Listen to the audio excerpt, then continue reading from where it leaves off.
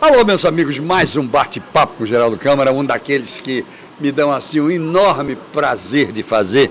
Primeiro porque se trata de um amigo, segundo que se trata de um grande profissional e que traz um outro grande profissional com ele.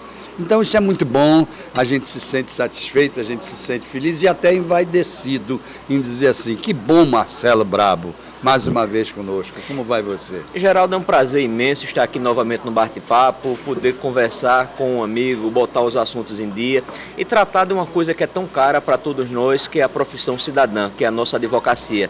Tão sofrida, tão relegada em um certo momento, mas que é uma coisa que nós precisamos sempre ter em mente e valorizar.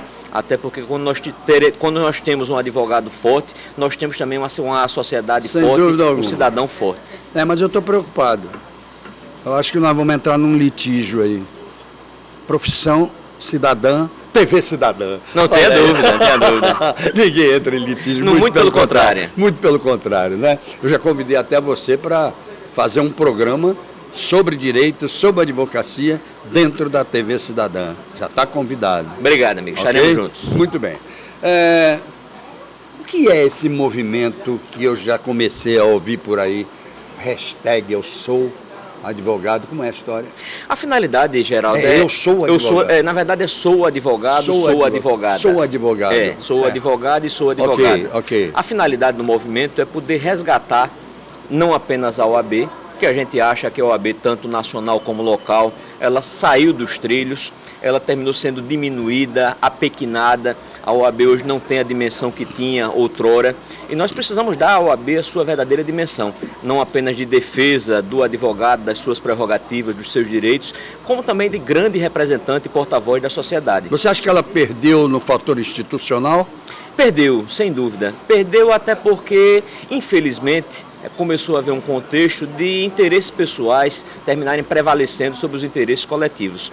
E é justamente nesse sentido que o movimento ele se lança, que ele se ordena, no sentido de que a gente possa ter a ordem acima de qualquer coisa. A ordem não é minha, a ordem não é do Fernando, a ordem não é dos colegas advogados e advogados que estão nos escutando, a ordem é de todos nós, a ordem da sociedade, a ordem é do Brasil. Bom, isso foi muito bom você falar, mas já que você se adiantou e falou o nome do seu convidado, do nosso convidado, Fernando Falcão, advogado que está aqui conosco também, então o microfone para ele para eu apresentar ao nosso público. Tá ligado?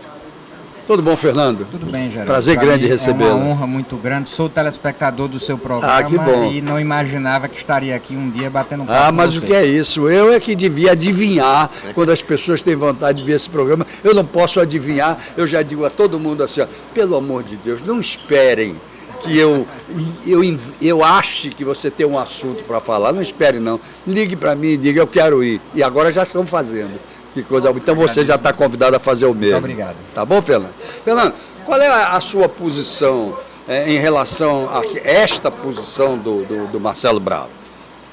Veja só, Geraldo, o movimento Sou Advogado, ele nasceu de uma reivindicação antiga e que vem se avolumando nesses últimos 3 anos, em razão de que, como o Marcelo explicou muito bem, a OAB ela perdeu o seu rumo quando ela deixou de exercer a sua dúplice finalidade mais importante e que a consagrou como um agente importante para a democracia desse país. Sem dúvida, inclusive na luta contra a corrupção eleitoral. Exatamente. A OAB ela tem sido omissa porque ela não se envolve nas questões de interesse do corpo social. Muito bem. E a OAB também não tem sido esse órgão de representação e de defesa de classe. Que sempre foi. Que sempre foi, de forma que nós advogados hoje, nós vivemos à míngua da própria sorte, porque não temos uma instituição que nos devolva o respeito que nós já tivemos um dia. E isso diz respeito aos aspectos mais variados, honorários profissionais que têm sido cada vez mais aviltados, a própria imagem do advogado que vem sendo depreciada historicamente e não há nenhum trabalho de resgate institucional.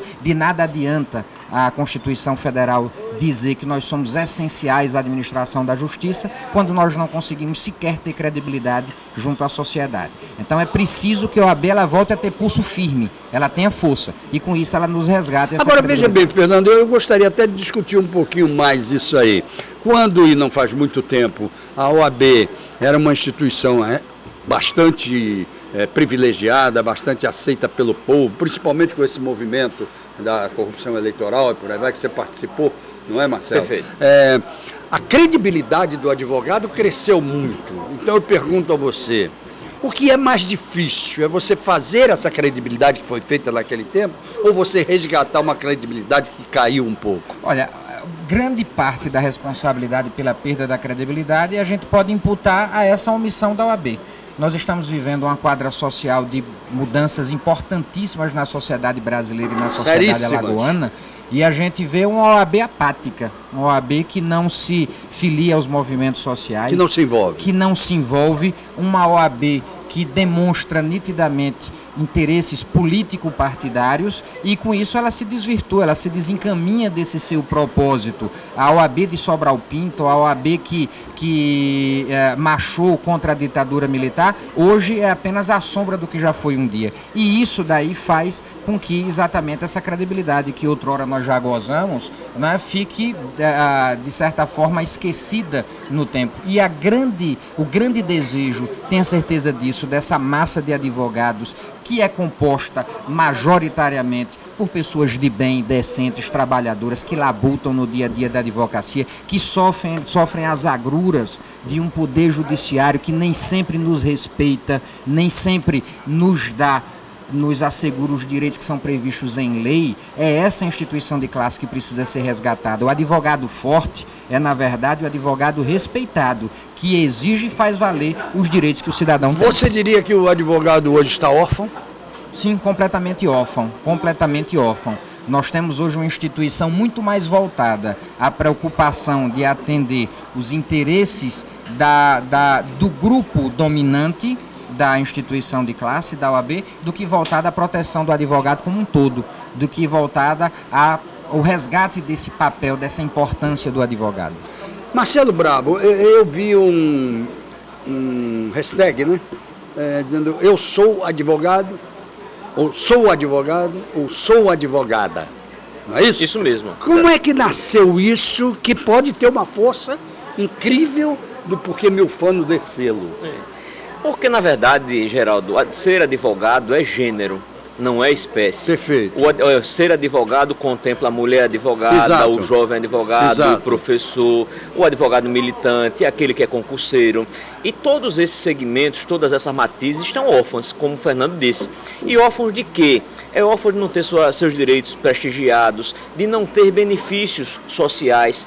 Alagoas aqui talvez seja um dos únicos estados da federação onde o advogado não tem uma biblioteca onde se atualizar, não tem cursos gratuitos, que ocorrem em todos os locais da federação. E é justamente nesse sentido, não é apenas um ato ou um movimento de protesto contra o que está estabelecido, mas é demonstrar que tem coisas boas que podem ser melhoradas, podem ser otimizadas, mas a gente tem muita coisa para poder resgatar e muita coisa para evoluir. Apesar disso tudo, meu caro Fernando Falcão, qual é o perfil do advogado alagoano hoje, na sua visão? Geraldo, depois de 18 anos de exercício da advocacia, já tendo a oportunidade de ter advogado nos 4 cantos desse país, eu posso lhe dizer que o advogado de Alagoas está acima da média nacional. Porque as nossas dificuldades aqui são tantas e são tamanhas que nós temos que ter um plus, nós temos que ter uma força, uma perseverança um esforço maior para sobreviver nesse mercado de trabalho. Mas isso não precisava ser assim. Nós temos aqui em Alagoas uma séria dificuldade em iniciar o jovem no mercado de trabalho. Eu sou professor titular da UFAL já há alguns anos e eu tenho uma relação muito próxima com os alunos que me confidenciam essa dificuldade de conseguir ingressar no mercado de trabalho. Por quê? Porque nós temos uma meia dúzia de escritórios dominantes que fecham as portas para o mercado de trabalho em relação a esses jovens iniciantes e não há absolutamente nenhuma ação institucional que possibilite a criação de novas frentes. E o que nós temos assistido, e eu vejo isso todos os dias em sala de aula, é uma debandada dos egressos das academias de direito para os concursos públicos. Muito bem. Então, num universo de 60 alunos, eu sempre pergunto, normalmente no primeiro dia de aula, quantos pretendem seguir a advocacia como profissão? Não mais do que 4 ou 5. Então nós temos Fernando, perdido... deixa eu lhe fazer uma pergunta. Nós temos aí um governo de Estado, nós temos tribunais, nós temos o Tribunal de Contas, Justiça, etc., onde a presença do estagiário é de uma importância fundamental. Como é que está a briga ou a luta para que o advogado jovem, aquele que ainda está cursando, ele realmente tenha a possibilidade de se preparar efetivamente sendo estagiário de instituições como essas? Olha, a gente deve analisar esse problema sob 2 perspectivas. A primeira é que nós temos hoje uma demanda muito grande, aliás, uma oferta muito grande e cada vez mais crescente de bacharéis em Direito. Para que você tenha uma ideia, há 20 anos nós tínhamos 2 faculdades de Direito em Alagoas. Hoje nós temos 17. 17. Nós tínhamos há 20 anos aproximadamente 250 faculdades de Direito no Brasil. Hoje nós temos quase 1.300 faculdades de Direito.